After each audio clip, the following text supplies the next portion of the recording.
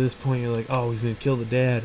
All of a sudden, you see him turn his hand and give the gun to the dad. Like, kill my dad and that girl in there.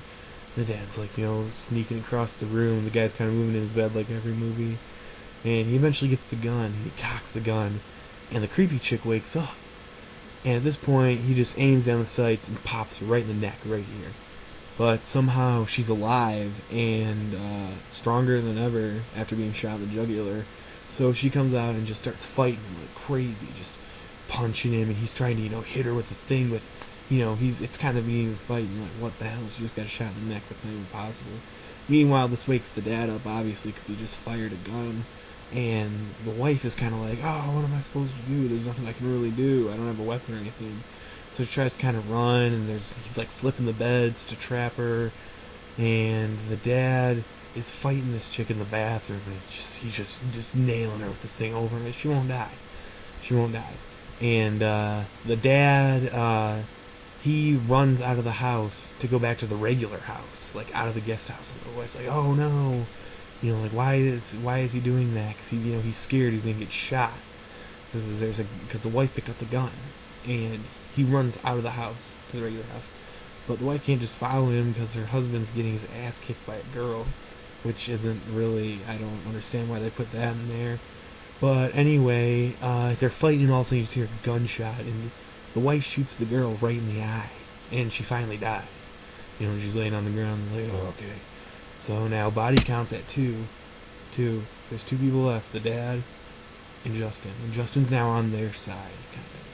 And the dad's like, okay, he's in the house, we've got our daughter, let's just get out of here, let's just go. So they get in the boat, get ready to go, and they're like, oh shit, we don't have the boat keys. It's like classic, nothing can go right in a scary movie. Nothing. He's like, oh, where are the boat keys? Back in the house. You mean the house with the bad guy? Yeah, the house with the bad guy. And the dad's like, okay, I'll go back in. You guys stay here. Justin, I know you helped steal my daughter, but now you're like my son. And they're like, oh, cool with Justin. It's like, okay, he kind of lured them into the hotel that got him in the situation in the first place. If anything, he's the guy who's responsible for all this. He introduced them to this. It's like, I don't know about that.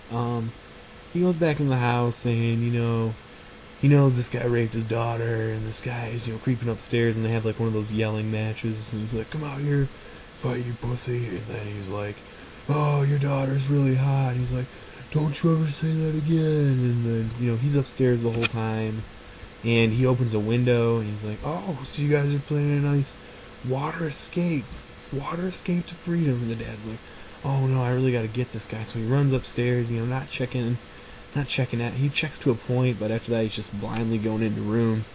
And all of a sudden he sees a room with the window open. He's like, oh dang it. He climbed out the window. But no, he's just tricking him. He's sitting in a dark corner. When he goes to the window, he attacks.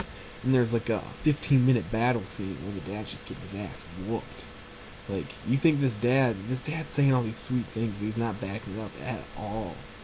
And gets to this point where the dad's almost dead, and the guy's standing over him, and he's like, you want to hear how tight your daughter was, and stuff like that, and you can see it's pissing him off, and he's like, no, I want to hear you beg for your life. And he's like, oh, sweet dad, nice job. At this point, I'm like, okay, you can't say something like that and not do anything about it. And they're like, yeah. So he's about to kill him, the bad guy, and all of a sudden you hear like a gun cock, and you turn around and it's Justin pointing the gun at his dad. And his dad's like, Justin, what are you doing? And he's like, you never loved me, you never cared about me, you're always killing people, and you're really weird, and you just raped someone, and the dad's like, Dad doesn't really think he's gonna shoot him, but Justin looks crazy. He's got this look in his eye, and all of a sudden he's like, you hear the gun click because it's out of ammo. But if it would have been ammo, his dad would have been dead. And all of a sudden the dad just gets pissed, shoves him into the wall, and takes the pokey fire thing and shoves it right through his chest. And Justin just, the shocked, dying look on his face as he's falling, and the dad's standing there, and he resumes to killing the guy. So he's going to kill him again. All of a sudden the wife comes in, who, I think is the MVP of this, because she hits him in the head with a fire extinguisher, which is heavy as shit. Everyone knows that.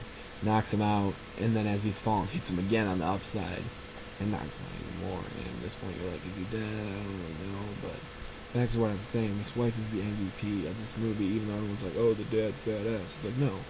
First of all, the wife stabs the first guy. The wife shot the girl in the face and hit this guy as he was about to kill her husband. Like, the wife is obviously, that's why the movie's unrealistic. It's like, the wife is obviously a hero of this. And, you know, he's getting up and they're like, I found the boat keys, let's go, let's just go. And you're like, is the guy dead? I don't really know. She hit him with a fire hydrant, but a girl got shot in the neck and lived in this movie. So you know, it just shows him like going off into the distance, and kind of like good music is playing. You're like, oh, sweet, everyone lived. That's a first. And it's like the ending movie, and you're like, oh, it's all good. But it keeps flashing these images of someone cutting like skin. And you're like, what the hell is going on now? And turns out this guy was not dead at all in any way, shape, or form. But the dad, who's a doctor, tied him to a table and cut into his spine and paralyzed him from the neck down. You know, he wakes up and he's like, "Whoa, what are you doing?" And he's like, "I paralyzed you from the neck down." He's like, "Oh, I can't move." And then that's because you're paralyzed from the neck down. He's like, "But I can't feel my legs." And that's because you're paralyzed from the neck down. And your legs are beneath your neck. And he's like, "Oh, whatever, what are you gonna do now?" He's like, "I told you I was gonna make you beg for your life."